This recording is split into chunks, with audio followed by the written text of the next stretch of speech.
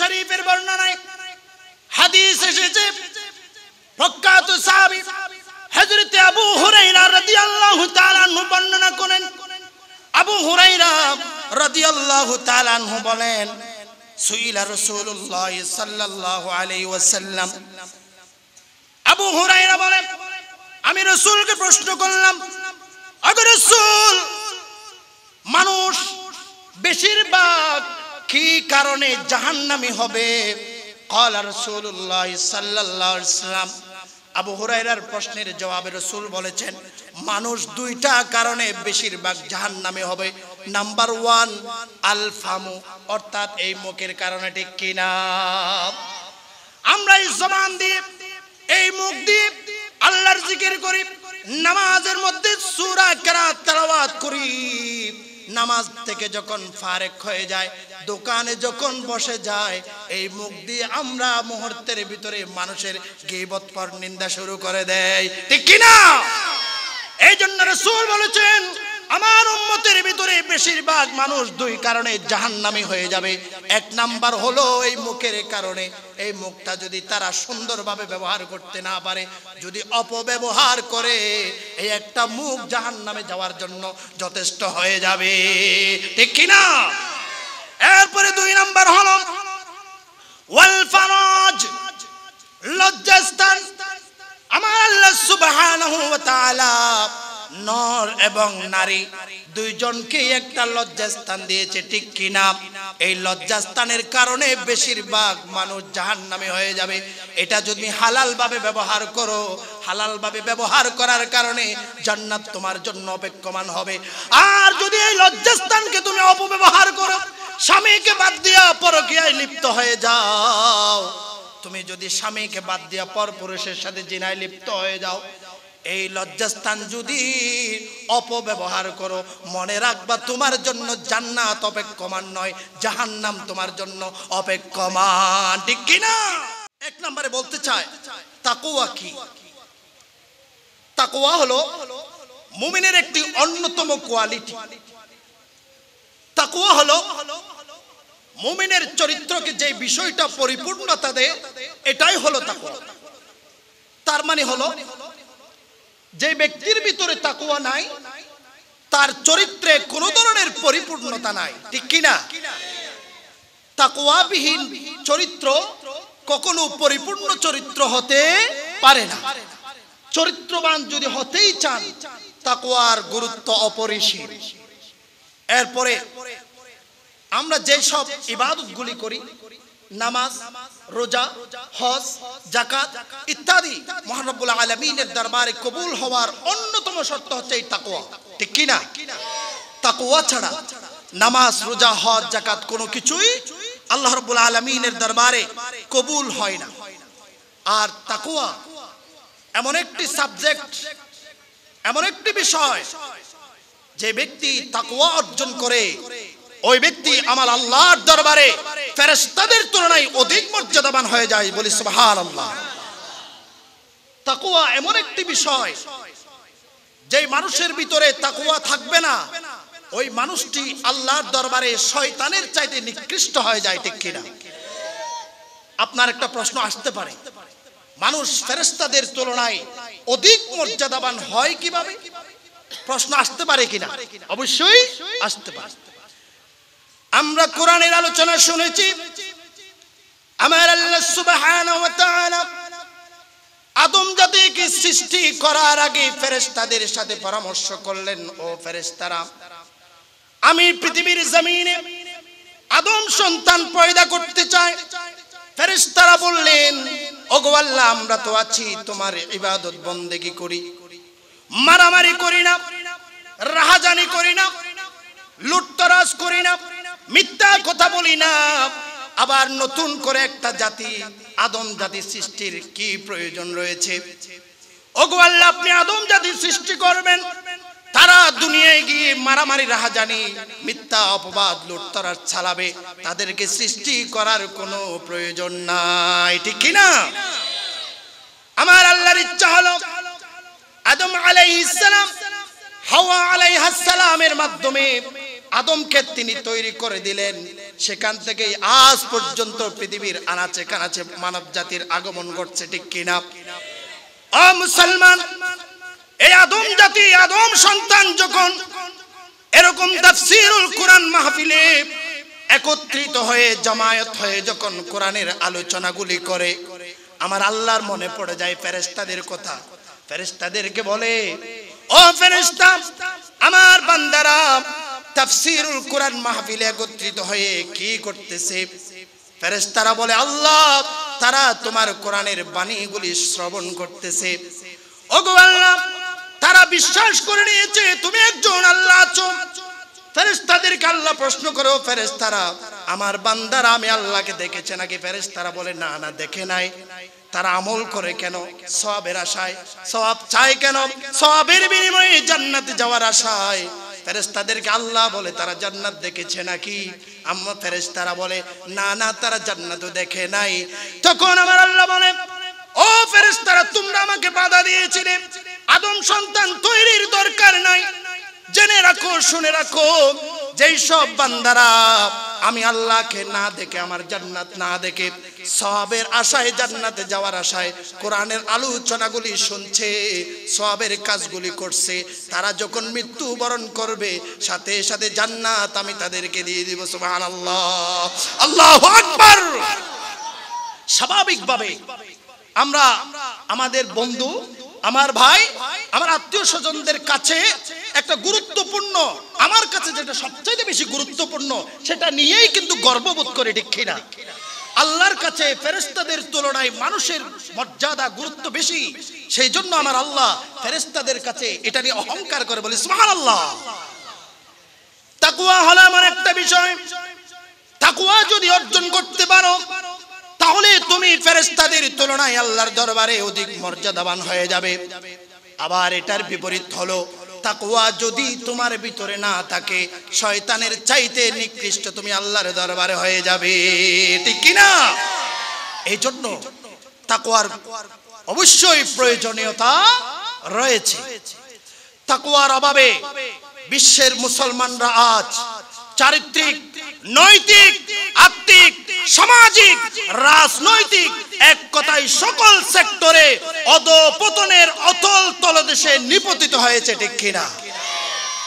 আজ শুধু বাংলাদেশ নয়, বিশ্বের যে কোনো রাষ্ট্রের দিকে তাকাবেন, মুসলমানরা আজ নির্যাতিত, নিপীড়িত, নিষ্পেষিত, একমাত্র কারণ মুসলমানরা তাকওয়া হারা হয়ে গেছে, ঠিক কিনা?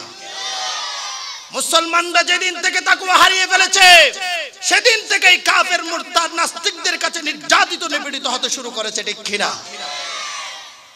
আজ অধঃপতনের মহাপ্লাবনে নিমজ্জিত জাতিকে তাকওয়ার ত্রাণ সামগ্রী দিয়ে উদ্ধার করা সময়ের এক বড় দাবি হয়ে গেছে, ঠিক কিনা?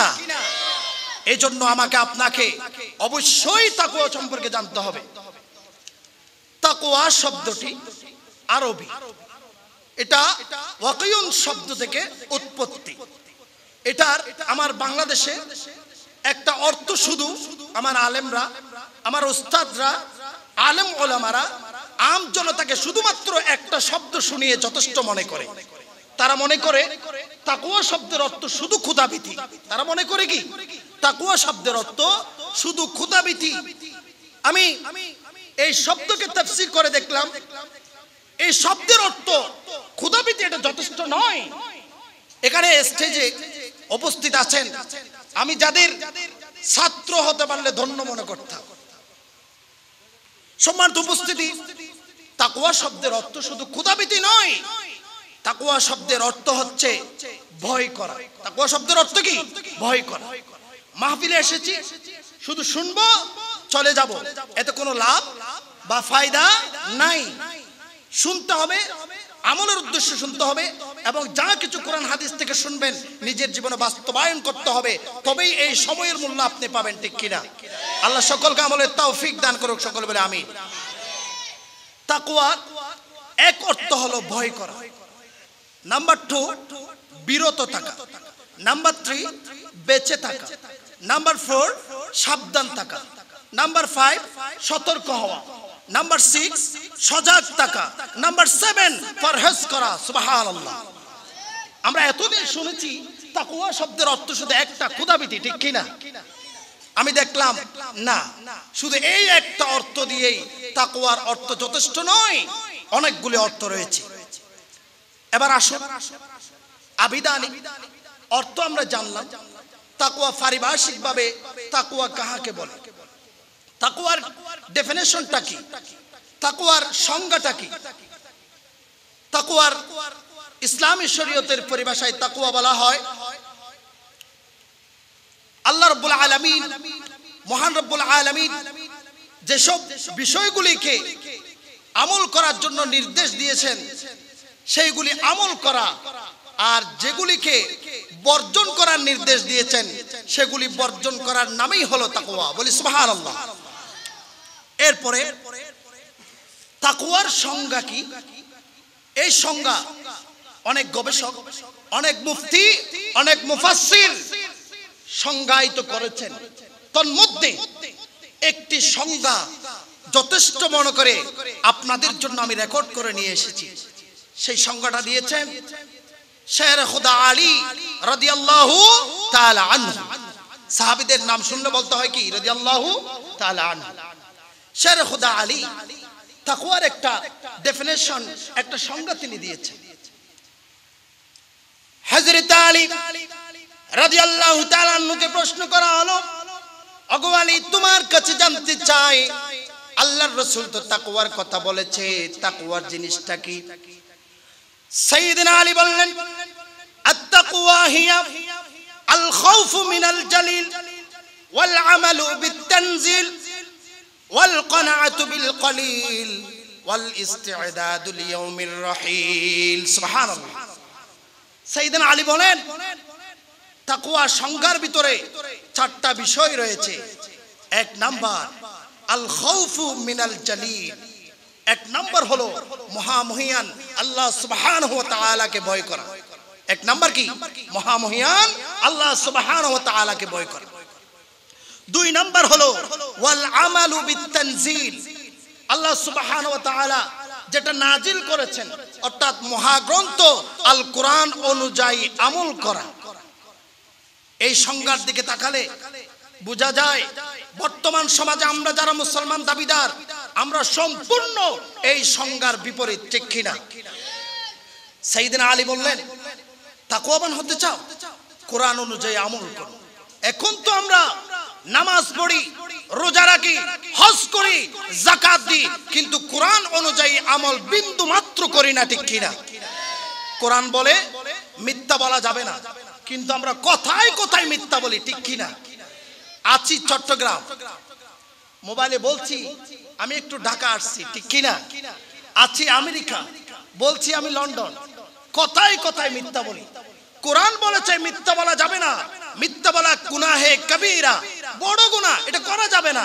কিন্তু আমরা নামাজ পড়ি, রোজা রাখি, হজ করি, যাকাত দিই, কিন্তু এই বড় গুনাহকে আমরা গুনাহই মনে করি না, ঠিক কিনা? ওয়াল আমালু বিত-তানজিল, কোরআন অনুযায়ী আপনাকে আমল করতে হবে। কোরআন বলেছে সুদ খাওয়া যাবে না, এখন তো আমরা সুদকে হালাল বানিয়ে নিয়েছি, ঠিক কিনা? অনেক মুসল্লিকে আমি দেখেছি, আমার এই প্র্যাকটিক্যালি জীবন থেকে বলছি, সম্মানিত উপস্থিতি, বলতে চেয়েছি এটাই। হযরত আলী বলেন, ও দুনিয়াবাসী, তোমরা কি তাকওয়া অর্জন করতে চাও নাকি?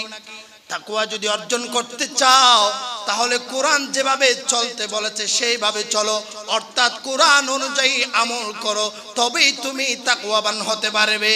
সুবহানাল্লাহ। এরপরে সাইয়েদনা আলী বলেন, তিন নাম্বার হলো ওয়াল কানাআতু বিল কলিল, অল্পে তুষ্ট থাকতে হবে, অর্থাৎ তোমাকে আল্লাহ সুবহানাহু ওয়া তাআলা যা দিয়েছেন তার উপরে তোমাকে সন্তুষ্ট থাকতে হবে। যদি তুমি সন্তুষ্ট থাকতে পারো, যা দিয়েছি তার উপর যদি আল্লাহর দরবারে শুকরিয়া করতে পারো, তবেই তুমি আল্লাহর দরবারে তাকওয়াবান হয়ে যাবে। সুবহানাল্লাহ। কোরআন বলে যেটা, আমরা সম্পূর্ণ তার বিপরীত, ঠিক কিনা? আমাদের একটা অভ্যাস হলো, আমরা পাওয়ার পরে আরো পেতে চাই। 10,000 টাকা জমা হয়েছে, 20,000 টাকায় অপেক্ষায় থাকি, 10 লক্ষ টাকা জমা হয়েছে, 20 লক্ষ টাকার অপেক্ষায় থাকি। একটা কার আমরা কিনতে পেরেছি, আমরা একটা প্রাডু কেনার চিন্তা করি, ঠিক কিনা? একটা ঘর নির্মাণ করেছি, 2টা ঘর নির্মাণ করার চিন্তা করি। একটা দেশ সফর করেছি, আরেকটা দেশ সফর করার চেষ্টা করি, ঠিক কিনা? অর্থাৎ মানব জীবনের চাহিদার কোনো শেষ নাই। এই যে মানুষের একটা চিরাচরিত অভ্যাস, এই কথাটা মানুষের পেট যে মরণের আগেও মরবে না, সেই কথাটা আমার রাসূল আকরাম সাল্লাল্লাহু আলাইহি ওয়াসাল্লাম আজ থেকে 1500 বছর পূর্বে মক্কার জমিনে বলে গেছেন। বলি সুবহানাল্লাহ। বুখারী মুসলিমের বর্ণনায় আমার রাসূল সাল্লাল্লাহু আলাইহি ওয়াসাল্লাম বলেন, ক্বালা রাসূলুল্লাহ সাল্লাল্লাহু আলাইহি ওয়াসাল্লাম, লাউ আন্না লিইবনি আদম ওয়াদিয়ান মিন যাহাবিন أحب أن يكون له ثانيا ولا يملأ فاؤه إلا التراب. سبحان الله. আমার রাসূল বললেন, আদম সন্তানকে যদি একটা সোনা ভরা উপত্যকা দেওয়া হয়, আদম সন্তানরা সোনা ভরা একটা উপত্যকা পাওয়ার পরে তারা বলবে, আরে আমাকে যদি সোনা ভরা আরো 2টা উপত্যকা দেওয়া হতো তাহলে আমার কত বড় উপকারই না হতো, ঠিক কি না? অর্থাৎ একটা পাওয়ার পরে আমরা আরো বেশি পেতে চাই, আরো পেতে চাই, চাওয়ার কোনো আমাদের শেষ নাই। শেরে খুদা আলী বলছেন, তুমি যদি তাকওয়াবান হতে চাও, আল্লাহ তোমাকে যা দিয়েছে তার উপর সন্তুষ্ট হয়ে যাও। সুবহানাল্লাহ। আমার রাসূল বললেন, আবু বকর, ওমর, উসমান, আলী, মনের কান দিয়ে শোনো, দিলের কান দিয়ে শোনো, একটা কথা মনে রাখবা, আদম সন্তানের পেট, আদম সন্তানের চাহিদা টাকা পয়সায় ঘরবাড়ি দিয়ে ভরবে না। যেদিন 3.5 হাত মাটির নিচে কবরে ঢুকে যাবে, ওই দিন থেকেই মানুষের চাহিদা পূর্ণ হয়ে যাবে, ঠিক কিনা? আমার রাসূলের হাদিসটা যখন আমি পড়ছিলাম, মনে হচ্ছিল আমার রাসূল এই মুহূর্তে দাঁড়িয়ে দাঁড়িয়ে আমাকে বলছে। বলে আল্লাহু আকবার। কারণ বর্তমান সমাজের প্রেক্ষাপটের সাথে আমার রাসূলের হাদিসের সাথে 100% ম্যাচিং হয়ে যাচ্ছে, ঠিক কিনা? আমরা মরণের আগের দিনও, আমি কালকে মরে যাব, আজকে আমি অসুস্থ হয়ে পড়লাম, আমার ছেলেরা যদি আমাকে বলে, বাবা অমুক ব্যাংকে টাকা জমা দেওয়ার কথা ছিল, এটাকে আমি দিয়ে দেব। মরণের আগের দিনও বলি, বাবা তুমি এখনো টাকাগুলি জমা দাও নাই, এত দেরি করে ফেলেছো, যাও টাকাগুলি জমা দিয়ে আসো, বলি কিনা? তার মানেই হলো মরণের আগ মুহূর্ত পর্যন্ত আমাদের চাওয়ার শেষ নাই। রাসূল বলেছে, আদমের চাওয়া তখনই শেষ হবে যখন 3.5 হাত কবরের নিচে সে ঢুকে যাবে। বলে আল্লাহু আকবার। মানুষের চাওয়ার কোনো শেষ না। এরপরে সাইয়েদনা আলী রাদিয়াল্লাহু তাআলা আনহু বলেন, 4 নাম্বার হলো ওয়াল ইস্তিআদাদু লিয়াউমির রাহিল, সদা সর্বদা ও মুমিন তুমি মৃত্যুর জন্য প্রস্তুত থাকবে। এটাই হলো তাকওয়া অর্জনের উপায়। তুমি যদি মৃত্যুর জন্য প্রস্তুত থাকার চেষ্টা করো, তাহলে তোমার ভিতরে লোভ লালসা আসবে না, গুনার কাজের ইচ্ছা শক্তি আসবে না, তবেই তুমি সহজেই তাকওয়াবান হয়ে যেতে পারবে, ঠিক কি না? এরপরে তাকওয়ার একটা ডেফিনিশন, একটা সংজ্ঞা দিতে গিয়ে একজন প্রখ্যাত সাহাবী উবাই বিন কাব, তিনি একটা সুন্দর সংজ্ঞা দিয়েছেন। হযরত উবাই বিন কাব রাদিয়াল্লাহু তাআলা আনহুর কাছে সাইয়েদনা হযরত ওমর রাদিয়াল্লাহু তাআলা আনহু স্বয়ং নিজেই প্রশ্ন করতেছেন, ও আখি উবাই বিন কাব, আপনার কাছে আমি একটা জিনিস জানতে চাই। রাসূলের জবানে অনেকবার আমি ওমর তাকওয়ার কথা শুনেছি, কিন্তু তাকওয়া মূল জিনিসটা কি আমি আজও পর্যন্ত বুঝতে পারি নাই। উবাই বিন কাব বলে, ওমর, তোমার জীবনে তুমি কখনো কাঁটাযুক্ত সংকীর্ণ রাস্তায় যাতায়াত করেছো নাকি? হযরত ওমর বলে, ও উবাই বিন কাব, কতবারই না যাতায়াত করলাম।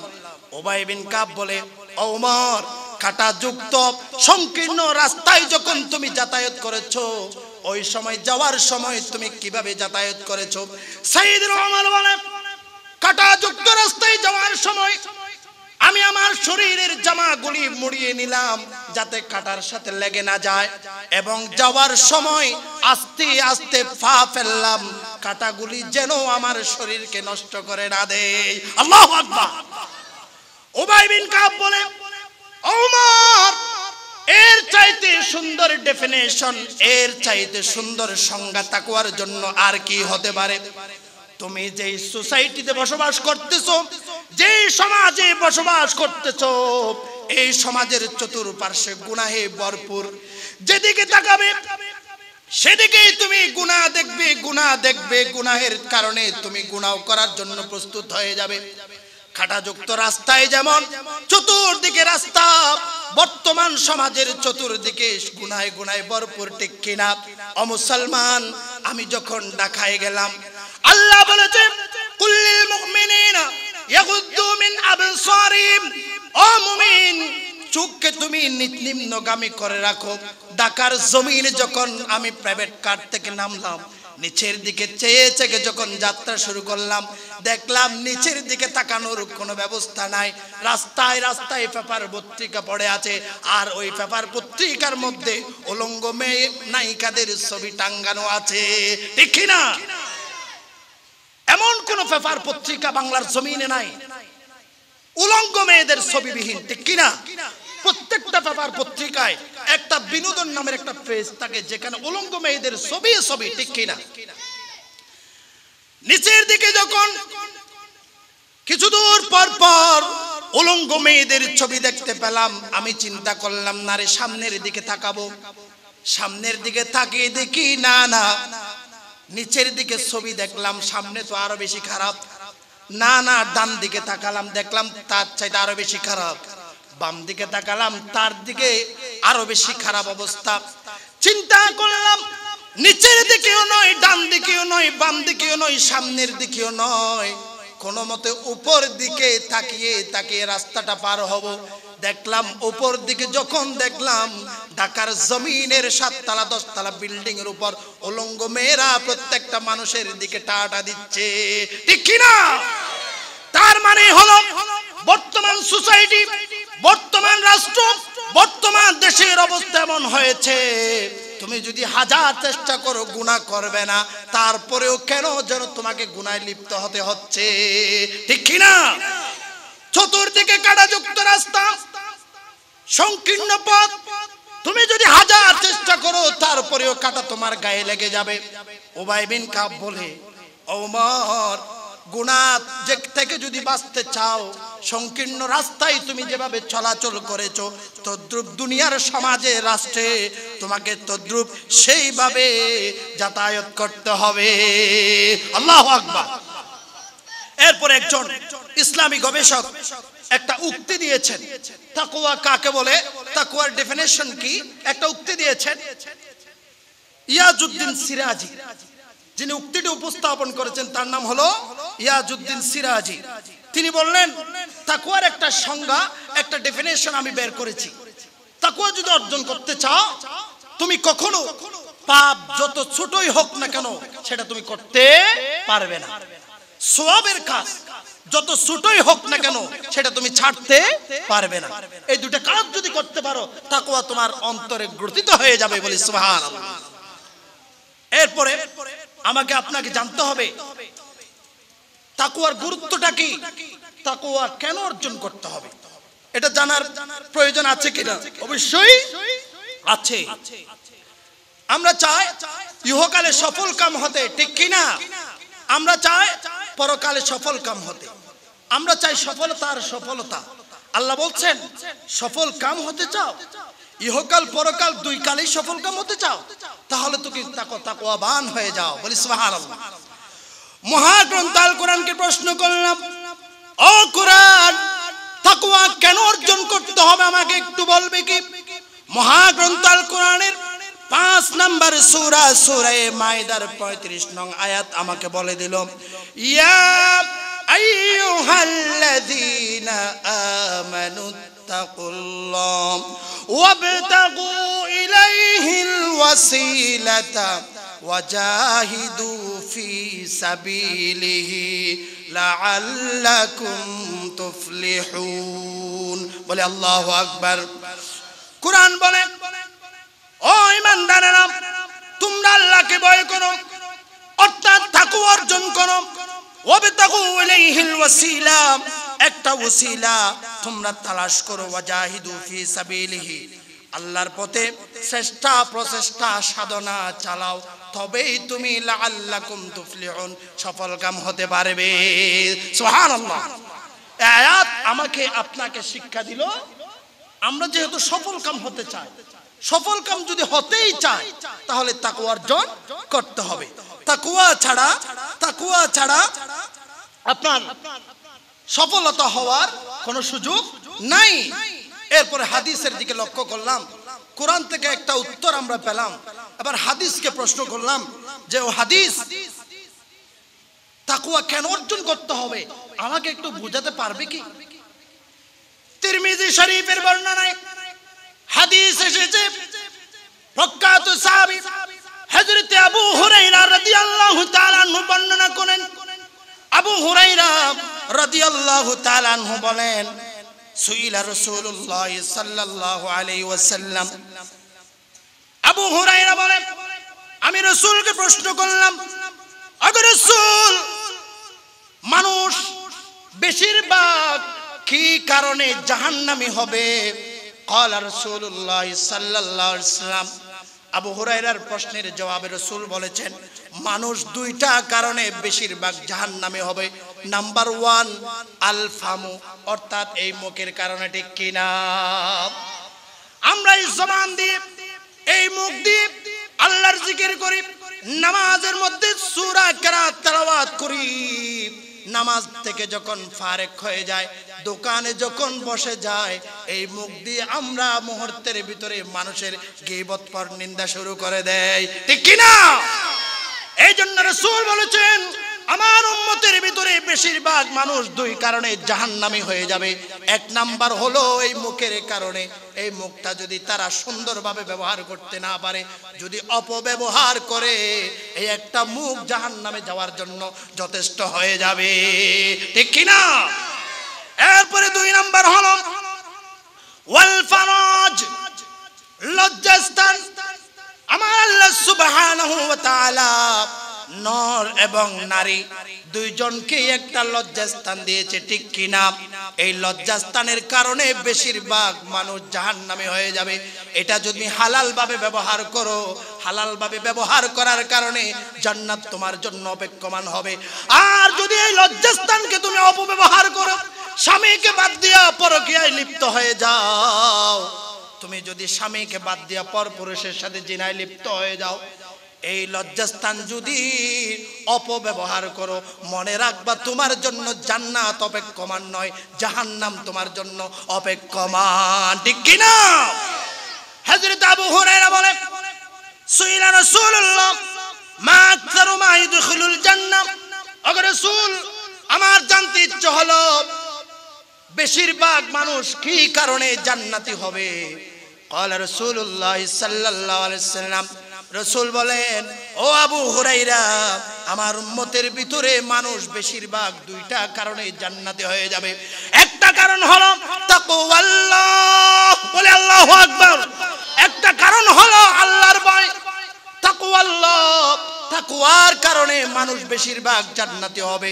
2 নাম্বার হলো হুসনুল খুলুক, উত্তম চরিত্রের কারণে আমার উম্মতের ভিতরে বেশিরভাগ উম্মত জান্নাতি হয়ে যাবে। সুবহানাল্লাহ। এই হাদিস থেকে আমরা বুঝলাম তাকওয়া আমাকে অর্জন করতে হবে। আমি যেহেতু সফলতা পেতে চাই, আমি যেহেতু জান্নাতে যেতে চাই, তাহলে তাকওয়া অর্জন ছাড়া উপায় নাই। ও মুমিন মুসলমান, নামাজ পড়ো, রোজা রাখো, হজ করো, যাকাত দাও, সব কিছু তুমি করো, তাকওয়া যদি তোমার ভিতরে না থাকে, তোমার নামাজ, তোমার হজ, যাকাত তোমাকে জান্নাত দিতে পারবে না। ঠিক কি না? তোমার নামাজের বিনিময়ে, কুরবানির বিনিময়ে, হজের বিনিময়ে যদি তুমি জান্নাতে যেতে চাও, তাহলে তাকওয়াল্লাহ, আল্লাহর ভয়, তাকওয়া তুমি অর্জন করে নাও। এরপরে তাকওয়া কেন অর্জন করতে হবে? তাকওয়ার প্রয়োজনটা কি? কেন অর্জন করতে হবে? সেটা যদি আপনি প্রশ্ন করেন হাদিসকে, অসংখ্য হাদিসের ভিতরে এই কথাটি এসেছে। আমরা আমাদের হায়াত যতটুকুন পাই 50, 60, 70, 80, 90 যতটুকুন পাই সমস্ত জিন্দেগি কিন্তু দুনিয়ার জন্য কাঁদি, ঠিক কিনা? কিন্তু আমরা যখন মারা যাই দুনিয়া আমার আপনার জন্য এক মুহূর্তও কাঁদে না, ঠিক কিনা? কখনো কি দেখেছেন, কখনো কি শুনেছেন দুনিয়া আপনার জন্য আল্লাহর দরবারে বলছে আল্লাহ মানুষটা আমাকে পাওয়ার জন্য এত বছর কেঁদেছে, আল্লাহ তুমি মানুষটাকে আরেকটা দিন রাখো না? এরকম কি কখনো বলেছে? বলে নাই। কিন্তু হাদিস বলছে ও মুমিন মুসলমান, তুমি যদি দুনিয়াকে পিছনে ফেলে যদি তাকওয়া অর্জন করতে পারো, তাকওয়াবান যদি হয়ে যেতে পারো, তাকওয়াবান মুত্তাকি হয়ে যদি মৃত্যুবরণ করতে পারো, আল্লাহর রাসূলের হাদিস সাক্ষী, একদিন নয়, 2 দিন নয়, 3 দিন নয়, 4 দিন নয়, দীর্ঘ 40 দিন পর্যন্ত তোমার জন্য আসমান জমিন কান্না করবে। আল্লাহু আকবার। এখানে একটা সিস্টেম বিপরীত। তার মানে হলো আমি যদি আমার বন্ধু, আমার সহপাঠী, আমার সহকর্মীকে ভালোবাসা দেখাই, আমরা ভালোবাসা পাই, ঠিক কিনা? কিন্তু মুত্তাকি এবং দুনিয়ার দিকে এটা সম্পূর্ণ বিপরীত। কিভাবে? আপনি যদি দুনিয়াকে ভালোবাসেন, মনে রাখবেন দুনিয়া আপনাকে ভালোবাসবে না। হাদিস বলতেছে তুমি যদি দুনিয়াকে পিছনে ঠেলে দিতে পারো, দুনিয়াকে যদি নিন্দা করতে পারো, আল্লাহর ভয় যদি অর্জন করতে পারো, তাহলে দুনিয়া তোমাকে ভালোবাসবে। শুধু তা নয়, তুমি মরার পরে 40 দিন পর্যন্ত এই দুনিয়া তোমার জন্য কান্নাকাটি করবে। সুবহানাল্লাহ। এই হাদিস থেকে বুঝলাম তাকওয়ার গুরুত্ব অপরিসীম। তাকওয়াবিহীন মুসলমানের জিন্দেগি কখনো সফল হতে পারে না। একজন মুমিন যদি সফল হতেই চায় তাহলে তাকে অবশ্যই এই তাকওয়া অর্জন করাই লাগে। এরপরে এই দুনিয়া যে কোন নাস্তিক মুরতাদ হামান কানুনের জন্য কাঁদে নাই, সেটা আমরা কোথায় পেলাম? মহাগ্রন্থ আল কোরআনকে বললাম ও কোরআন এই প্রশ্নের জবাবটা তুমি দিতে পারবা নাকি? কোরআন বলল 44 নং সূরা দুখানের 29 নং আয়াত, এই আয়াতের ভিতরে বলা হলো ফামা বাকাত আলাইহিমুস সামাউ ওয়াল আরদু ওয়ামা কানু মুযরিন। বলে আল্লাহু আকবার। আমার আল্লাহ বলছেন এই দুনিয়ায় কত হাজার হাজার সম্পদশালী প্রভাবশালী মানুষকে আমি ধূলিসাৎ করে দিয়েছি, হামান কানুনকে আজাদিকে ধ্বংস করে দিয়েছি। ও দুনিয়াবাসী, ফামা বাকাত আলাইহিমুস সামা ওয়াল আরদ, কখনো তাদের জন্য আসমান কেঁদেছে কি? কখনো জমিন তাদের জন্য কেঁদেছে কি? তার মানেই হলো তাদের জন্য এক মুহূর্ত আসমান জমিন কাঁদে নাই, কাঁদে নাই, কাঁদে নাই, ঠিক কিনা? এই আয়াত থেকে আমরা বুঝলাম আল্লাহ বলছে দুনিয়াকে যদি ভালোবাসো, দুনিয়া তোমাকে ভালোবাসবে না। আর যদি তুমি দুনিয়াকে নিন্দা করো, দুনিয়াকে যদি ঘৃণা করো, তাহলে দুনিয়া তোমাকে ভালোবাসবে। দুনিয়া তোমাকে ভালোবাসবে শুধু তা নয়, এই দুনিয়া তোমার জন্য দীর্ঘ 40 দিন পর্যন্ত কান্নাকাটি করবে, ঠিক কিনা? এরপরে আমরা যে নামাজ পড়ি, রোজা রাখি, হজ করি, যাকাত দিই, এসবগুলির পিছনে তাকওয়ার অবদান অপরিসীম।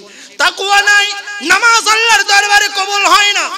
কোরআনকে প্রশ্ন করলাম, ও কোরআন নামাজের কথা তুমি বলেছো, তোমার থেকে শুনে নামাজ আদায় করছি, আবার তাকওয়ার কথা, আবার এটা কেমন কথা? কোরআন বলছে মহাগ্রন্থ আল কোরআনের 23 নম্বর সূরা, সূরা মুমিনুনের 1 এবং 2 নং আয়াতের ভিতর আল্লাহ বলছেন ও দুনিয়াবাসী সফল কাম হতে চাও, নামাজের মাধ্যমে যদি সফল কাম হতে চাও, আল্লাহ বললেন কদ আফলাহাল মুমিনুন আল্লাযীনা হুম ফি সালাতিহিম খাশিউন। আল্লাহু আকবার। আমার আল্লাহ বলেন তোমরা মুমিনরা সফল কাম হতে চাও, সফল কাম হওয়ার জন্য নামাজ পড়ো, নামাজ পড়ো। আর যদি নামাজের মাধ্যমে সফল কাম হতে চাও, তাহলে আল্লাযীনা হুম ফি সালাতিহিম খাশিউন, এমন নামাজ আদায় করো মুমিনরা যেমন আদায় করে, অর্থাৎ নামাজের ভিতরে তোমার ইখলাস, খুলুসিয়ত, আল্লাহর ভয়, তাকওয়া থাকা লাগবে। তাকওয়া নাই, ওই নামাজ তোমার কোনো উপকারে আসবে না। এরপরে দেখা গেল কুরবানি করার মাধ্যমে আমরা আল্লাহর কাছে সফলতা পেতে চাই। আমার আল্লাহ বলেন, ও দুনিয়াবাসী, লক্ষ টাকা দিয়ে কুরবানি করো। ওই কুরবানির গোশত, ওই কুরবানির রক্ত কোনো কিছুই আমার দরবারে আসবে আর যাবে না। কিন্তু মনে রাখবা, তোমার কলবের ভিতরে যে তাকওয়া, আল্লাহর ভয় রয়েছে, ওইটা সরাসরি আমি আল্লাহর দরবার পর্যন্ত এসে যাবে। সুবহানাল্লাহ। মহাগ্রন্থ আল কোরআনের ভিতরে আমার আল্লাহ সুবহানাহু ওয়া তাআলা বর্ণনা করলেন, লা ইয়ানালাল্লাহা লুহুমুহা ওয়ালা দিমাউহা ওয়ালাকিন ইয়ানালুহু তাকওয়া মিনকুম। বলে আল্লাহু আকবার। আমার আল্লাহ বললেন, ও দুনিয়াবাসী, লক্ষ টাকা দিয়ে কোরবানি করো। ওই কোরবানির মাংস, গোশত, রক্ত সব কিছুই তোমার কাছে, তোমার মাংস, গোশত, রক্ত কোনো কিছুই আমি আল্লাহর দরবারে আসবে না। আসবে শুধু তোমার কলবের তাকওয়া। সুবহানাল্লাহ। তার মানে হলো, লক্ষ টাকার কুরবানির বিনিময়ে যদি সফল কাম হতে চাও, তোমার ভিতরে যদি আল্লাহর ভয়, তাকওয়া না থাকে, তাহলে ওই কুরবানি তোমাকে সফলতা দিবে না। সফলতা যদি পেতেই চাও, কুরবানি করার সময় তুমি তোমার কলবের ভিতরে আল্লাহর ভয় ঢুকিয়ে নাও। সকলে বলে আমিন। এরপরে আমরা দুনিয়ায় সম্মানিত হতে চাই, মানুষের কাছে সম্মানিত হতে চাই, আল্লাহর কাছে সম্মানিত হতে চাই। কোরআনকে প্রশ্ন করলাম, ও কোরআন, সম্মানিত কিভাবে হওয়া যায়? কোরআনকে যখন প্রশ্ন করলাম, মহাগ্রন্থ আল কোরআনের 49 নং সূরা, সূরা হুজুরাতের 13 নং আয়াতের ভিতরে বলে দেওয়া হলো, ইন্না আকরামাকুম ইনদাল্লাহি আতকাকুম। আমার আল্লাহ বললেন, তুমি দুনিয়ায় বসবাস করো, তুমি চাও মানুষ তোমাকে সম্মান করবে, আমি আল্লাহ তোমাকে সম্মান করব, আমার রাসূল তোমাকে সম্মান করবে, অর্থাৎ সম্মানিত হতে চাও, তাহলে শুনে নাও, ইন্না আকরামাকুম ইনদাল্লাহি আতকাকুম। তোমাদের ভিতরে ওই ব্যক্তি অধিক সম্মানিত, যেই অধিক তাকওয়াবান। আল্লাহু আকবার। আল্লাহর কাছে যদি সম্মানিত হতে চায়, তাকওয়া ছাড়া বিকল্প নাই। ও মুসলমান, অসম্মানের জিন্দেগির দরকার নাই। আমরা চাই সম্মানিত হয়ে যায়, আমরা চাই সম্মানিত হয়ে দুনিয়া থেকে যায়, আমরা চাই পরকালে তো সম্মানী হয়ে যায়, আমরা চাই আল্লাহ আমাকে সম্মান করুক, আমরা চাই আমার রাসূল আমাকে সম্মান করুক। যদি চান, তাকওয়া ছাড়া কোনো বিকল্প নাই। আজ থেকেই তাকওয়ার পিছনে ছুটে যান, ঠিক কি না? আল্লাহ আমাদেরকে তাকওয়া অর্জনের তৌফিক দান করুক। সকলে বলি আমিন। এরপরে আরেকটা জিনিস বলছি, সুনানে বাইহাকির বর্ণনায় হাদিসে এসেছে, তাকওয়াবান ব্যক্তি রিকশাওয়ালা, ঠেলাওয়ালা, কুলি, মজুর হলেও, কোটি টাকার মালিক, ক্ষমতাধর ব্যক্তি, ধনসম্পদওয়ালার ব্যক্তির তুলনায় একজন ঠেলাওয়ালার সম্মান আল্লাহর দরবারে অধিক বেশি, ঠিক কিনা? কিভাবে সেটা যদি জানতে চান, সুনানে বাইহাকির বর্ণনার হাদিসটা আমি পেশ করছি। হযরতে আব্দুল্লাহ ইবনে উমর রাদিয়াল্লাহু তাআলা আনহু, তিনি তার সঙ্গী সাথীদেরকে নিয়ে মদিনার উপত্যকার দিকে রওনা দিলেন। হাদিসের ভিতরে আসছে, প্রতিমধ্যে জোহরের সময় হয়ে গেল, প্রতিমধ্যে লাঞ্চের সময় হয়ে গেল, দুপুরের খাবারের সময় হয়ে গেল। আব্দুল্লাহ ইবনে উমর তার সঙ্গী সাথীদেরকে নিয়ে খাবারের আয়োজন করলেন, খানার জন্য বসে গেলেন। দেখা গেল একজন রাখাল বকরির পাল নিয়ে পাশ দিয়ে হেঁটে যাচ্ছে। আব্দুল্লাহ ইবনে উমর বলে, ওগো রাখাল, দুপুর বেলা হয়েছে, খাবারের সময় হয়েছে, তোমার অনেক খিদা লেগেছে, তুমি এই বকরির পালগুলি চালনা করতে গিয়ে ক্ষুধার্ত হয়ে গিয়েছো, তৃষ্ণার্ত হয়ে গিয়েছো। ওগো রাখাল, আসো আসো, তুমি আমাদের সাথে খাবার গ্রহণ করো। ওই রাখালটা বলে, ও ভাই, তুমি কে? আমি তো চিনি না, জানি না, তবে একটা কথা শুনে রাখো, আমি রাকাল হতে পারি, আমার কলবের ভিতর আল্লাহর ভয় রয়েছে, আমি রোজাদার, আমি খাবার গ্রহণ করতে পারবো না। বলে আল্লাহু আকবার। আব্দুল্লাহ ইবনে ওমর বলে, ওগো রাখাল, এখন তো রোজার মাস নয়, হয়তো তুমি নফল রোজা রেখেছো, ক্লান্ত তো বেশি হয়ে গিয়েছো, রোজাটা ভেঙে দাও, তুমি আমাদের সাথে খাবার গ্রহণ করো। ওই রাখালটা বলে, ও ভাই, আমার শরীরের ক্লান্তির কোনো দরকার নাই, আমার এরকম শরীর 10টা নষ্ট হয়ে যাক সেদিকে আমার খেয়াল নাই, আমি চাই এই শরীরের কষ্টের বিনিময়ে আল্লাহর ভালোবাসা আমি চাই, আমার যদি শরীর নষ্ট হয়ে যায় যাবে যাক, তারপরেও যেই রোজা আল্লাহর জন্য রেখেছি ওই রোজা এক মুহূর্তের জন্য আমি ভঙ্গন করতে পারবো না। আল্লাহু আকবার। হযরত আব্দুল্লাহ ইবনে ওমরের কলবের ভিতরে তার প্রতি একটা সন্দেহ চলে আসে, আসলে কি রাখালটা তাকওয়াবান, জানার একটা ইচ্ছা হলো। হযরত আব্দুল্লাহ ইবনে ওমর বলেন, ওগো রাখাল, একটা কথা শোনো, খাবার যদি খেতে না চাও দরকার নাই, খাবার দরকার নাই, একটা কাজ করো, তোমার যে বকরিগুলি রয়েছে এখান থেকে একটা বকরি আমি ওমরকে বিক্রি করে দাও। রাখালটা বলে, এই বকরির মালিক আমি নয়, আমার মুনিব, আমি বিক্রি করতে পারবো না। হযরত ওমর বলে, ওগো রাখাল, তোমার মুনিব দেখবে না? বলে, আমার মুনিব বিকেল বেলায় বকরিগুলি গুনে গুনে দেখবে। আব্দুল্লাহ ইবনে ওমর বলে, ওগো রাখাল, তুমি তোমার মুনিবকে বলবে, তুমি যখন বকরির পালটা তুমি চারণ ভূমিতে ছেড়ে দিয়েছো, বন জঙ্গল থেকে একটা বাঘ এসে আঘাত এনেছে, একটা বকরি গিলে ফেলেছে, খেয়ে ফেলেছে, এইভাবে জবাব দিবা। রাখালটা বলে, ও ভাই, তুমি কি, আমি তো চিনি না, জানি না, তবে জেনে রাখো এই জায়গায় আমার মালিক নাই, আমার মুনিব নাই, আমার মুনিব দেখতেছে না, আমার মালিক দেখতেছে না, কিন্তু মনে রাখো আমার আল্লাহ আরশ আজিম থেকে সব কিছু দেখতেছে। বলে আল্লাহু আকবার। আব্দুল্লাহ ইবনে ওমর পাগল হয়ে গেলেন। আফসোস, কত দামি দামি মানুষ এই মদিনার বুকে রয়েছে, তাদের ভিতরে এই আল্লাহর ভয়টা নাই। এই ছোট রাখাল বকরিগুলি চালনা করে, তার ভিতরে তো আল্লাহর ভয়। আব্দুল্লাহ ইবনে ওমর পাগল পারা হয়ে গেলেন, তার পিছু ছুটতে লাগলেন।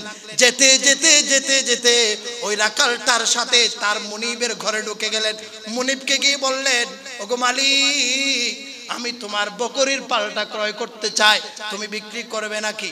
মালিক বলে, হ্যাঁ, আমিও আমার বকরির পালটা বিক্রি করতে চাই। হযরত আব্দুল্লাহ ইবনে ওমর রাদিয়াল্লাহু তাআলা আনহু তিনি ওই বকরির পালটা ক্রয় করলেন এবং ওই বকরির পালটা ক্রয় করে সরাসরি ওই রাখালকে উপহার হিসেবে দিয়ে দিলেন। বলে আল্লাহু আকবার। এই হাদিস থেকে দেখা গেল আব্দুল্লাহ ইবনে ওমরের কাছে মদিনার কোন প্রেসিডেন্টের সম্মান বাড়ে নাই, কোন ধনী মানুষের সম্মান বাড়ে নাই। আব্দুল্লাহ ইবনে ওমর কোন ধনী মানুষকে উপহার দেয় নাই, উপটোকন দেয় নাই। সাধারণ একটা রাখাল, তার ভিতরে আল্লাহর ভয় থাকার কারণে আমার আব্দুল্লাহ ইবনে ওমর পাগল পারা হয়ে একটা বকরির পাল ক্রয় করে তাকে উপহার দিয়ে দিলেন। আল্লাহু আকবার। তার মানে হলো, ও মুসলমান, তুমি চাও দামি পোশাক গায়ে দিয়া সম্মানিত হওয়ার জন্য চাও, নামাজ পড়ে সম্মানিত হতে চাও না, রোজা রেখে সম্মানিত হতে চাও না, হজ করে সম্মানিত হতে চাও না, যাকাত দিয়ে সম্মানিত হতে চাও না, তুমি চাও দামি জামা গায়ে দিয়ে সম্মানিত হতে, তুমি চাও ধন সম্পদের মালিক হয়ে সম্মানিত হতে, তুমি চাও দালান কোঠা গাড়ি বাড়ির মালিক হয়ে সম্মানিত হতে। ও মুসলমান, তোমার ভুল আমি ভাঙাতে চাই, তোমার ভুলগুলি আমি শুধরিয়ে দিতে চাই। আমার আল্লাহ বলেন, তোমার দামি পোশাক থাকলে তুমি আমার কাছে সম্মানিত হতে পারবে না, তোমার কোটি কোটি টাকা থাকলে তুমি সম্মানিত হতে পারবে না, তুমি ক্ষমতাধর ব্যক্তি হলে, প্রেসিডেন্ট হলে আমার কাছে সম্মানিত হতে পারবে না। যদি সম্মানিত হতে চাও, তুমি যদি রাখাল, কোনো সমস্যা নাই, তুমি কুলি, কোনো সমস্যা নাই, তুমি ঠেলাওয়ালা, সমস্যা নাই, তুমি রিকশাওয়ালা, সমস্যা নাই, সম্মানিত যদি হতে চাও, আমি আল্লাহর ভয় তোমার কলবের ভিতরে ফিট করে নাও। আল্লাহু আকবার।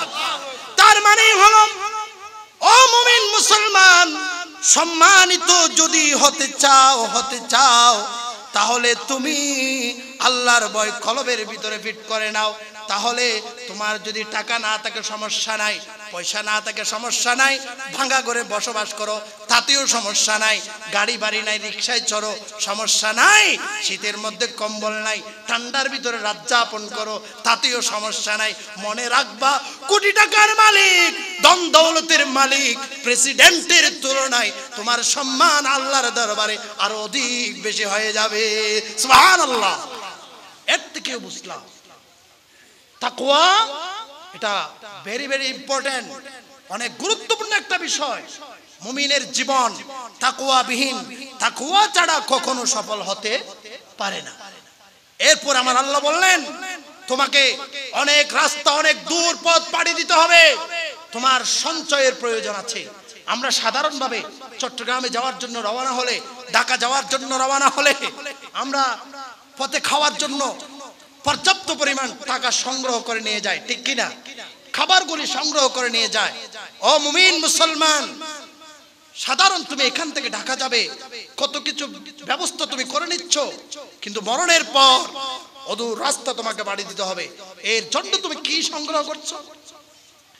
আমার আল্লাহ বলেন তুমি দুনিয়ার দিক দিয়ে বুঝো, পরকালের দিক দিয়ে বুঝো না কেন, বুঝো বুঝো বুঝো।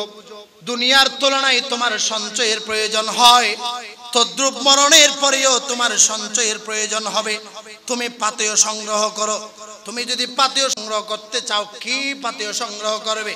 তুমি যদি কোরআনকে প্রশ্ন করো, মহাগ্রন্থ আল কোরআনের 2 নম্বর সূরা, সূরা বাকারা 197 নং আয়াত তোমাকে বলে দিবে ওয়াতাযাওয়াদু ফাইন্না খায়রাজ যাদিত তাকওয়া।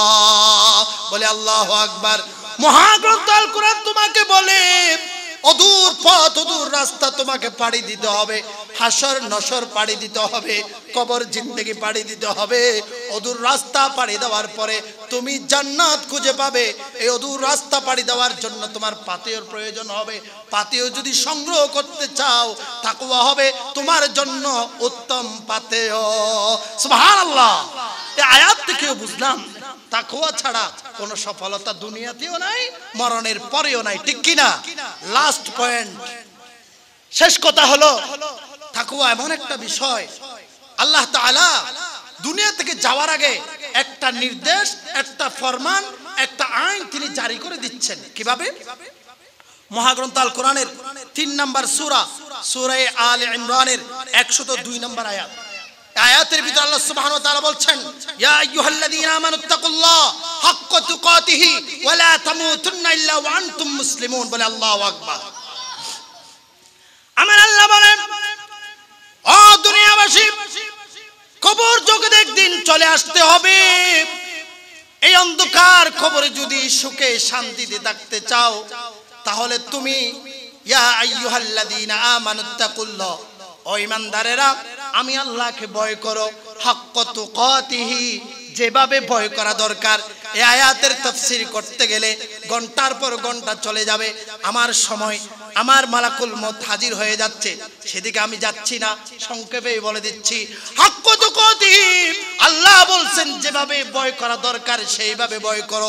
খবরদার খবরদার খবরদার, হিন্দু হয়ে নয়, নাস্তিক হয়ে নয়, মুরতাদ হয়ে নয়, কাফের বেঈমান হয়ে নয়। অন্ধকার কবরে যদি আসতে চাও, খবরদার খবরদার খবরদার, তাকওয়া অর্জন না করে, মুসলমান না হয়ে অন্ধকার কবরে আসবে না। আল্লাহু আকবার। অন্ধকার কবরকে আলোকিত করতে চাও, আমি আল্লাহর কাছে ফিরে আসতে চাও, খবরদার তাকওয়া না নিয়ে আসবে না, আর মুসলমান না হয়ে আসবে না। হাক্কা তুকাতিহি, সাধারণভাবে বলে দিচ্ছি, আমরা আল্লাহকে ভয় করি। একটা উদাহরণ হলো, এই যে শুরুতে বললাম আমরা যে কোরআনের আইন চাই, কোরআনের পক্ষে জীবন দিতে চাই, ঠিক কিনা? কিন্তু কোরআনের জন্য যুদ্ধ শুরু হয়ে গেলে সেখানে আমি আর আপনি নাই, ঠিক কিনা? হ্যাঁ, কিভাবে? ইউটিউবে সার্চ করবেন, বিভিন্ন সোশ্যাল মিডিয়ায় সার্চ করবেন, বক্তা যখন মাঠ গরম করে দেয়, শ্রোতারা বলেন নারে তাকবীর, আল্লাহু আকবার, ঠিক কিনা? শেষ পয়েন্ট বলে জিহাদ জিহাদ জিহাদ চাই, জিহাদ করে বাঁচতে চায়, কিন্তু দেখা যায় জিহাদ যখন শুরু হয়ে যায় সামনের শ্রোতা একজনও সেখানে নাই, ঠিক কি না? বক্তার গরম কণ্ঠ শুনে শুধু আবেগ দিয়ে বললে হবে না, জিহাদ জিহাদ জিহাদ চাই, জিহাদ করে বাঁচতে চাই সেটা বললে হবে না। জিহাদ যখন শুরু হয়ে যাবে মানুষ তোমাকে লাঞ্ছনা দিবে, বঞ্চনা দিবে, তোমাকে মারবে, তোমাকে কতল করবে, তোমার সম্পদ কেড়ে নেবে, তোমার স্ত্রী পুত্রকে লাঞ্ছনা দিবে, বঞ্চনা দিবে, সেদিকে খেয়াল করতে পারবে না। জিহাদ যখন শুরু হয়ে যাবে তোমাকে জান প্রাণ দিয়ে জিহাদের ময়দানে ঝাঁপিয়ে পড়তে হবে, ঠিক কি না? ইউটিউবে দেখলাম আলোচক কোরআনের কথাগুলি বলছে, শ্রোতারা তাকবীরের স্লোগান দিচ্ছে, দেখা গেল মুহূর্তের ভিতরে একজন নাস্তিক চলে আসলো, মুনাফিক চলে আসলো, বক্তাকে কটাক্ষ করলো, অ্যাটাক করলো। শ্রোতারা একটু আগেই বলেছে জিহাদ জিহাদ জিহাদ চাই, জিহাদ শুরু হলে আমরা নাই। জিহাদ যখন শুরু হয়েছে দেখা গেছে সবাই সুন্দর করে জিহাদের দিকে তাকিয়ে আছে, ঠিক কি না? এটার নাম তাকওয়া নয়, এটার নাম মুনাফিকি, ঠিক কি না? তাকওয়া মানে হলো মুখে যেটা বলবে তোমার কলবের ভিতরে সেটা থাকতে হবে। মুখে বলবে এক কথা, কাজে কর্মে করবে আরেক কাজ, সেটার নাম তাকওয়া নয়। তুমি যদি বলো জিহাদ জিহাদ জিহাদ চাই, তাহলে তোমাকে জিহাদ যখন শুরু হয়ে যাবে তুমি বলবে জিহাদ করেই তো আমি মুমিন বাঁচতে চাই। আল্লাহু আকবার। আল্লাহ সকলকে কোরআনের পক্ষে থাকার তৌফিক দান করুক, সকলে বলে আমিন। আমরা কেউ মায়ের পেট থেকে সব কিছু শিখে আসি নাই, ঠিক কি না? আমরা মায়ের পেট থেকে আসার পরেই কিন্তু সব কিছু শিখেছি। আমরা যারা মুমিন, আমরা যারা ইমানদার, আমরা যারা মুসলমান দাবি করি, আমরা একটা কিতাব থেকে সব কিছু শিখেছি। সেই কিতাবের নাম হলো মহাগ্রন্থ আল কোরআন, ঠিক কি না? নামাজ, রোজা, হজ, যাকাত, ইহকাল পরকাল, আল্লাহ রাসূল সবকিছুই কিন্তু কোরআনের মাধ্যমে আমরা জেনেছি, ঠিক কি না? তার মানেই হলো কোরআন এটা মানব জাতির জন্য একটা মহা সংবিধান, ঠিক কি না? মহাগ্রন্থ আল কোরআন দিতে পারে সব সমস্যার সমাধান, ঠিক কি না? এটা আমরা কিন্তু মুখে বলি, সমস্যায় যখন পড়ে যায় কোরআনের কাছে সমাধান না খুঁজে আমরা নেতা নেত্রীর পিছে দৌড়াই, ঠিক কি না? অনেক মোমেন দেখেছি আল্লাহর সাহায্যের জন্য অপেক্ষায় থাকে না, বিপদে যখন পড়ে যায় নেতার পিছে ছুটতে ছুটতে তার শরীরের ঘাম ঝরায়, ঠিক কি না? কোরআন বলেছে তুমি যদি আল্লাহর উপর ভরসা করো তাহলে আল্লাহই তোমার জন্য যথেষ্ট। ওয়া মান ইয়াতাওয়াক্কাল আলাল্লাহি ফাহুয়া হাসবু, ঠিক কি না?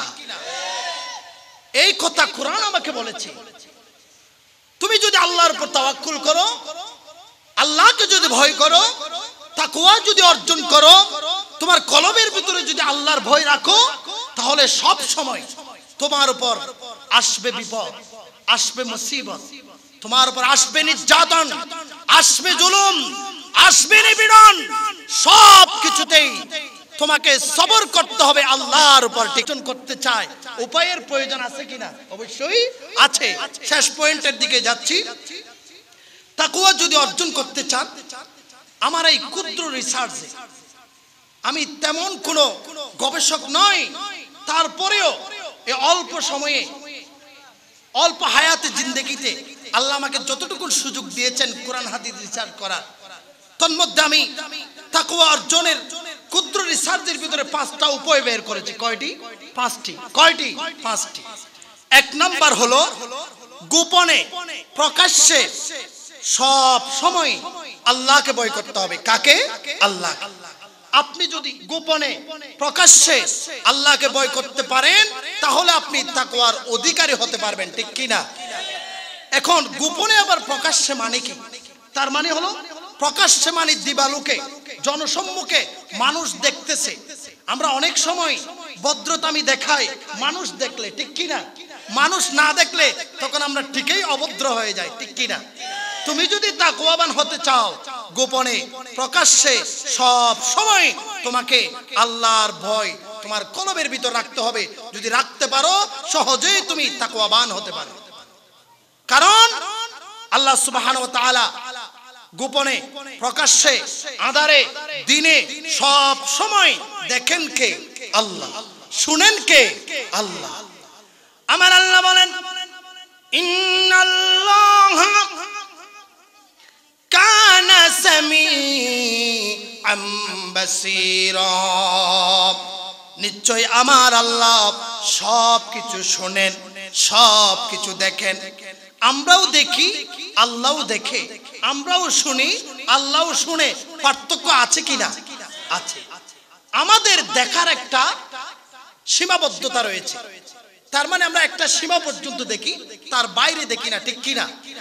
এই যে স্টেজের পিছনে কি আছে কেউ কেউ দেখতে পাচ্ছেন? পাচ্ছেন। কিন্তু আল্লাহ দেখতেছেন। আপনিও দেখেন, আল্লাহও দেখে। আপনি কিন্তু পর্দার উপর পৃষ্ঠার অবস্থাগুলি দেখেন না, কিন্তু আমার আল্লাহ দেখেন, ঠিক কিনা? আমরা একটা সীমার ভিতরে আমরা শুনি, অর্থাৎ এই মাইকের আওয়াজটা যতটুকু যাচ্ছে এর ভিতরের মানুষগুলি কিন্তু আওয়াজগুলি শুনছে, এর বাহিরের মানুষরা এর আওয়াজগুলি শুনতে পাচ্ছে না। কিন্তু আমার আল্লাহ আর আযীমে বসে এই আওয়াজগুলি শুনতেছেন, বলি সুবহানাল্লাহ। তার মানে হলো যেখানে কেউ দেখে না সেখানে দেখেন কে? আল্লাহ। যেই কথা কেউ শুনে না সেটা শুনেন কে? আল্লাহ। এই সূত্রের উপর তোমাকে জীবন পরিচালনা করতে হবে, অর্থাৎ গোপনে প্রকাশ্যে আল্লাহ যে দেখতেছেন, আল্লাহ যে শুনতেছেন, সেটা বিশ্বাস করে তোমার জীবন যদি পরিচালনা করতে পারো তবেই তুমি তাকওয়াবান হতে পারো। এরপরে গোপনে কিভাবে তুমি আল্লাহকে ভয় করবে সেটা যদি জানতে চাও, একটা ঘটনা মন দিয়ে শোনে না। হযরতে ওমর রাদিয়াল্লাহু তাআলা আনহু, তিনি একজন ইসলামে খোলাফায়ে রাশিদার একজন শাসক ছিলেন, ঠিক কি না? হযরত ওমর কি এই তেমোহনি কেউচিয়ার শাসক ছিলেন? ছোট্ট বাংলাদেশের শাসক ছিলেন? আমেরিকার মতো একটা দেশের শাসক ছিলেন? লন্ডনের মতো একটা দেশের শাসক ছিলেন? ইউরোপের মতো দেশের শাসক ছিলেন? না, হযরত ওমর অর্ধ পৃথিবীর শাসক ছিলেন, বলে আল্লাহু আকবার। হযরত ওমর রাদিয়াল্লাহু তাআলা আনহু রাতের অন্ধকারে ঘরের ভিতর ঘুমিয়ে থাকতেন না। তিনিও একজন শাসক ছিলেন। বর্তমানেরও কিছু শাসক আছে, ঠিক কিনা? মানুষ না খেয়ে মরে, পেটে ভাত নাই, পরনে জামা নাই, মূল্যবোধের কোনো ব্যবস্থা নাই।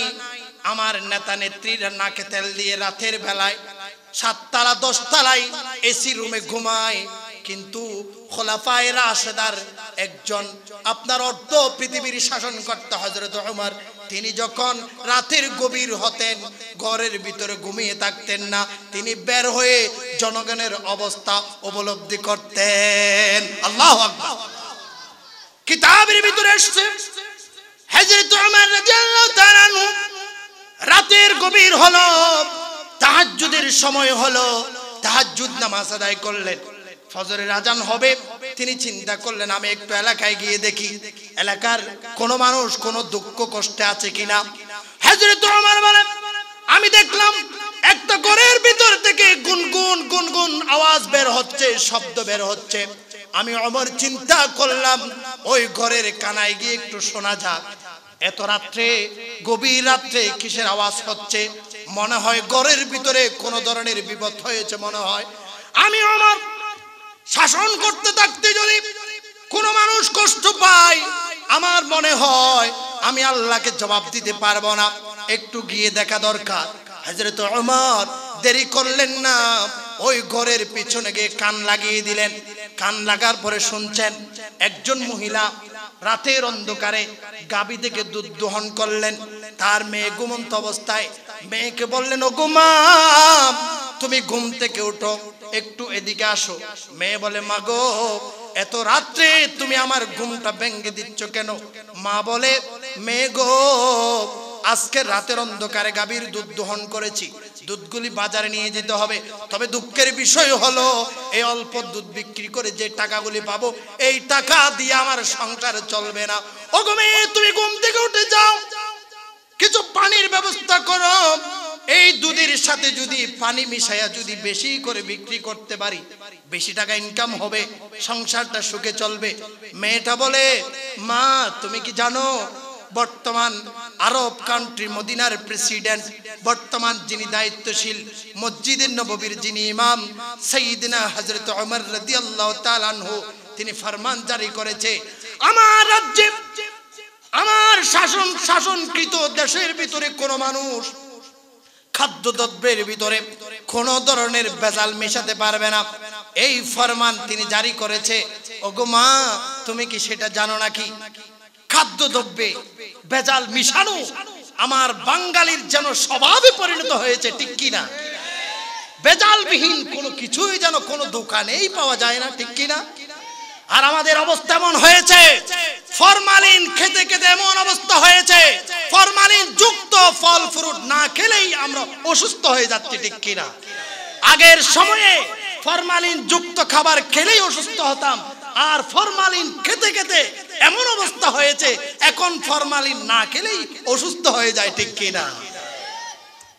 ফরমালিন মেশানো, খাদ্যদ্রব্যে ভেজাল দেওয়া, এটা তাকওয়াবান মুত্তাকির কাজ নয়, মুমিন মুসলিমের কাজ নয়, এটা কাফিরের কাজ।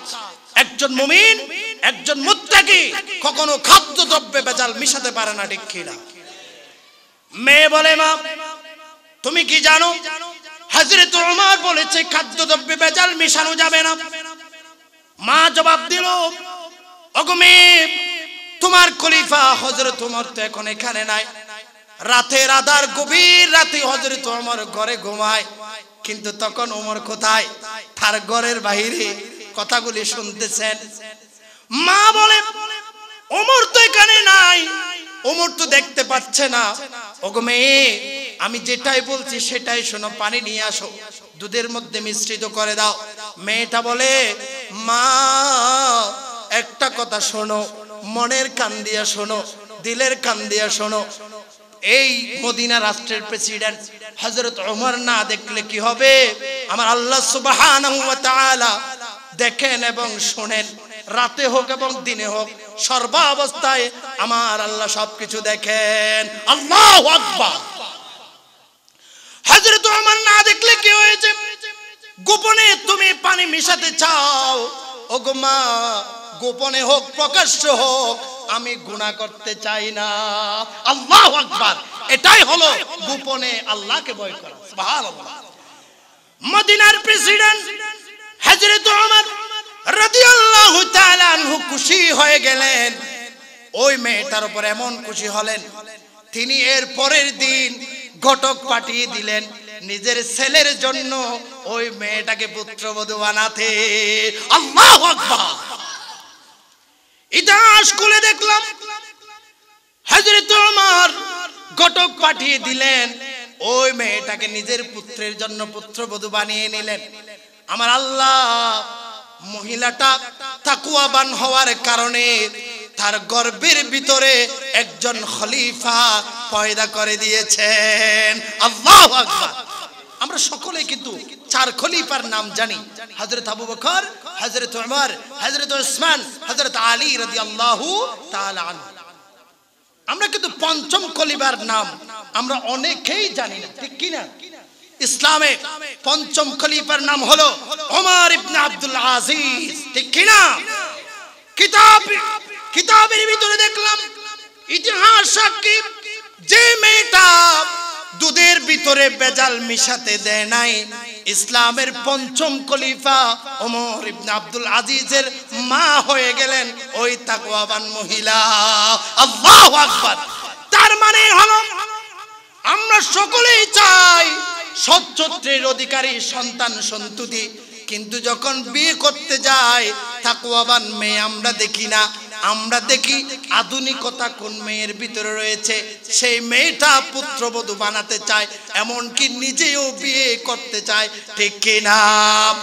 ও মুমিন মুসলমান, আধুনিকতার দিকে তাকিয়ে বিয়ে করার নাম তাকওয়া নয়, মুত্তাকি মেয়ে দেখে বিয়ে করার নামই হলো তাকওয়া, ঠিক কিনা? ও মুমিন সমাজের মুসলমানেরা, তোমাদেরকে বিশাল তাফসীরুল কুরআন মাহফিল থেকে জানিয়ে দিতে চাই, একটা মেসেজ দিয়ে যেতে চাই, যারা যুবক এখনো বিয়ে করো নাই, তোমরা কি তোমার স্ত্রীদের থেকে সুন্দর স্বভাব আশা করো নাকি? সুন্দর স্বভাব যদি আশা করো, ওমর ইবনে আব্দুল আজিজের মায়ের মতো একজন মুত্তাকি মেয়ে দেখে বিয়ে করিও। আর যদি নেককার সন্তান সন্ততি আউলিয়া দরবেশের মা যদি তোমার স্ত্রীকে বানাতে চাও, পুত্রবধূকে বানাতে চাও, আধুনিকতার দিকে তাকালে পারবে না। তুমি ওমর ইবনে আব্দুল আজিজের মায়ের মতো মুত্তাকি মহিলাদের দিকে তাকাবে, ওই সকল মহিলাদেরকে তুমি পুত্রবধূ বানাবে, নিজের স্ত্রী বানাবে, তবেই তুমি ওমর ইবনে আব্দুল আজিজের মতো একজন দরবেশ ওলির তুমি মা হতে পারবে। ঠিক কি না? আল্লাহ সকলকে আমলের তৌফিক দান করুক, সকলে বলে আমিন। তাহলে এটাই হলো গোপনে আল্লাহকে ভয় করার পদ্ধতি। কেউ না দেখলেও সেখানে দেখতেছেন কে? আল্লাহ। সব সময় আল্লাহকে ভয় করতে হবে। ওই যে উবাই বিন কাব বলছেন, প্রত্যেকটা কাজ করার আগে ভেবে নিতে হবে যে এই কাজটা আমি করতে যাচ্ছি, এই কাজকে আমাকে জান্নাতে নিয়ে যাবে নাকি জাহান্নামে নিয়ে যাবে, সেটা সব সময় তোমাকে খেয়াল রাখতে হবে। ঠিক কি না? খেয়াল রেখেই যদি জীবন পরিচালনা করতে পারো, তবেই তুমি তাকওয়ার অধিকারী হতে পারবে। এরপরে নাম্বার 2, পরকালের ভয় বেশি বেশি থাকতে হবে। আমরা সফল হতে চাই, কিন্তু আমাদের ভিতরে পরকালের ভয় মোটেও নাই। ঠিক কিনা? দেখি এখানে কেউ কে হাত তুলে বলতে পারবেন আমি বিশ্বাস করতেছি কালকে সকাল পর্যন্ত বেঁচে থাকবো না? কেউ কি বলতে পারবেন? সবাই কিন্তু আশা নিয়ে বসে আছেন, শুধু কালকে কেন, আমি অনেক বছর বেঁচে থাকবো। ঠিক কিনা? তার মানে বোঝা গেল, মুখে বলেন পরকালের ভয় আমার ভিতরে আছে, কিন্তু চিন্তা করে দেখেন বিন্দুমাত্র পরকালের ভয় তোমার ভিতরে নাই। ঠিক কিনা? কারণ যার ভিতরে পরকালের ভয় থাকে সে কখনো 1 মিনিট পরে বেঁচে থাকবে সেটা আশাও করতে পারে না। ঠিক কিনা? তুমি যদি তাকওয়ার অধিকারী হতে চাও, তাকওয়া যদি অর্জন করতে চাও, সদা সর্বদা তোমাকে আল্লাহ রাব্বুল আলামিনের ভয় তোমার কলবে রাখতে হবে, পরকালের ভয় বেশি বেশি তোমাকে রাখতে হবে। আমার আল্লাহ বলেন মহাগ্রন্থ আল কোরআনের ৭৯ নং সূরা, সূরা নাজিআতের ৪০ নং আয়াতের ভিতরে বলেন, ওয়া আম্মা মান খাফা মাকামা রাব্বিহি ওয়া নাহান নাফসা আনিল হাওয়া ফাইন্নাল জান্নাতা হিয়াল মাওয়া। আল্লাহু আকবার। আমার আল্লাহ বলেন, যে ব্যক্তি পরকালের ভয় রেখে, যে ব্যক্তি নিজের রবের সামনে দাঁড়াতে হবে, সেই ভয়ে নিজেকে খারাপ কাজ থেকে বিরত রাখে, ওই ব্যক্তিটা হবে মুত্তাকি। ওই ব্যক্তিটা মুত্তাকি হবে শুধু তা নয়, ফাইনাল জান্নাতা হিয়াল মাওয়া, ওই ব্যক্তিটা জান্নাতের মালিক হয়ে যাবে। আল্লাহু আকবার। প্রথম কথা ছিল, সফলতা যদি পেতে চায় তাকওয়া ছাড়া কোনো বিকল্প রাস্তা নাই। তাকওয়া যদি অর্জন করতে চায় আল্লাহর ভয় ছাড়া কোনো রাস্তা নাই। তা আল্লাহর ভয় তোমার ভিতরে জাগ্রত করতে হবে। এরপরে নাম্বার 3, আল্লাহ এবং রাসূলের আনুগত্য করতে হবে। প্রত্যেকটা কাজ, প্রত্যেকটা কর্ম, সেই কাজ হোক না ব্যক্তিগত, সেই কাজ হোক না সামাজিক, সেই কাজ হোক না পারিবারিক, সেই কাজ হোক না রাষ্ট্রীয়, সেই কাজ হোক না রাজনৈতিক, সেই কাজ হোক না অর্থনৈতিক, প্রত্যেকটা কাজ কিন্তু আল্লাহ এবং রাসূলের আনুগত্যের মাধ্যমে হতে হবে। যদি করতে পারো তাহলেই তুমি তাকওয়াবান হতে পারবে। বলি সুবহানাল্লাহ। আমার আল্লাহ বলেন, ومن يطع الله ورسوله فقد فاز فوزا عظيما। মহাপুরস্কার পেতে চাও? আল্লাহ এবং রাসূলের আনুগত্য শুরু করে দাও। তাহলে 3 নম্বরে আমরা জানলাম তাকে অর্জন করতে চাই, উপায় খুঁজছি আমরা, রাস্তা খুঁজতেছি। তাহলে রাস্তা হলো তোমার প্রতিটা কাজে কর্মে আল্লাহ এবং রাসূলের আনুগত্য করো। যদি করতে পারো তবেই তুমি তাকওয়াবান হতে পারবে, ঠিক কিনা? নাম্বার 4, তাকওয়াবান হতে চাও, রাস্তা তুমি খুঁজতেছো। 4 নাম্বার, কোরআন এবং সুন্নাহ অনুযায়ী জীবন যাপন করো। কোরআন যেভাবে বলছে সেভাবে জীবন চালাও, রাসূল যেভাবে বলছে সেভাবে জীবন চালাও। অর্থাৎ কোরআন মানো, সুন্নাহ মানো, তবেই তুমি তাকওয়ার অধিকারী হতে পারবে। অন্যথায় তোমার তাকওয়াবান হওয়ার কোনো সম্ভাবনা নাই। নাম্বার 5, মৃত্যুর কথা বেশি বেশি স্মরণ করতে হবে। তুমি যদি সদা সর্বদা মৌতের কথা স্মরণ করো, মৌতের কথা তুমি সদা সর্বদা কলবের ভিতরে জপতে থাকো, দেখবে এই মৃত্যুর ভয় কিন্তু তোমাকে খারাপ কাজ থেকে বাঁচিয়ে রাখবে, ঠিক কিনা? আর যদি বেঁচে থাকতে পারো তবেই তো সহজেই তোমার কলবে তাকওয়া চলে আসবে, ঠিক কিনা? তাহলে আমরা আজকের আলোচনা থেকে আমরা তাকওয়া কিভাবে অর্জন করা যায় আমরা 5টা উপায় খুঁজে পেলাম। কয়টা উপায়? 5টা উপায়। নাম্বার 1, গোপনে এবং প্রকাশ্যে ভয় করতে হবে কাকে? আল্লাহকে। এখন তো আমরা নিজের ব্যক্তিগতভাবে আল্লাহকে ভয় করি, অনেক সময় সামাজিকভাবে আল্লাহকে ভয় করতে পারি না। ব্যক্তিগতভাবে আল্লাহকে ভয় করি, রাষ্ট্রীয়ভাবে ভয় করতে পারি না। ব্যক্তিগতভাবে আল্লাহকে ভয় করি, আমরা অর্থনৈতিকভাবে আল্লাহকে ভয় করতে পারি না। ব্যক্তিগতভাবে আল্লাহকে ভয় করি, আমরা রাজনৈতিকভাবে আল্লাহকে ভয় করতে পারি না, ঠিক কিনা? যেমন ব্যক্তিগতভাবে কিভাবে ভয় করি? আমরা মাথায় টুপি দিই, পাঞ্জাবি পরি, নামাজ, রোজা, হজ, যাকাত সবকিছু করি, সবকিছুর মাধ্যমে আমরা ব্যক্তিগতভাবে আল্লাহকে ভয় করি, ঠিক কিনা? সামাজিকভাবে কিভাবে ভয় করতে পারি না? সমাজে কিছু ইসলাম বিদ্বেষী কিছু অনুষ্ঠানাদি চলে, ঠিক কিনা? যেমন ছেলের বিয়েতে মেহেদি অনুষ্ঠান, ঠিক কিনা? মেয়ের বিয়েতে মেহেদি অনুষ্ঠান, এটা হলো সামাজিকভাবে আল্লাহকে ভয় করা। সেটা কিন্তু আমরা সহজে পারি না, ঠিক কিনা? বিশ্বাস করেন, আমার এই জীবনে অনেক 5 ওয়াক্ত মুসল্লি দেখেছি, সে 5 ওয়াক্ত নামাজ পড়ে তার ছেলের বিয়েতে মেহেদি অনুষ্ঠানে গানের বাদ্যবাজনার আয়োজন করেছে। আমি জিজ্ঞেস করলাম, ওগো মুরব্বি, তুমি নামাজ পড়ো, তোমার ঘরে অনুষ্ঠান কেন? সে বলে, বাবারে কি করতাম, অনেক বুঝাইছি, পারি না। এর থেকেই প্রমাণিত হলো ব্যক্তিগতভাবে আল্লাহকে ভয় করা সহজ, কিন্তু সামাজিকভাবে আল্লাহকে ভয় করা অনেক কঠিন, ঠিক কিনা? ব্যক্তিগতভাবে আল্লাহকে ভয় করলে তাকওয়া অর্জিত হবে না। ব্যক্তিগতভাবে ভয় করার পাশাপাশি সামাজিকভাবে আল্লাহকে ভয় করতে হবে, ঠিক কিনা? এরপরে অর্থনৈতিকভাবে আমরা আল্লাহকে ভয় করি না। যেমন আল্লাহ বলেছে সুদ খাওয়া যাবে না, ঘুষ খাওয়া যাবে না। আমরা ব্যক্তিগতভাবে আল্লাহকে ভয় করি। যখন আমরা অর্থনৈতিকভাবে যাই, তখন আমরা যখন কিছু টাকা বাড়িয়ে পাই, তখন আমরা সুদের কাছে দ্বারস্থ হয়ে যাই, ঠিক কিনা?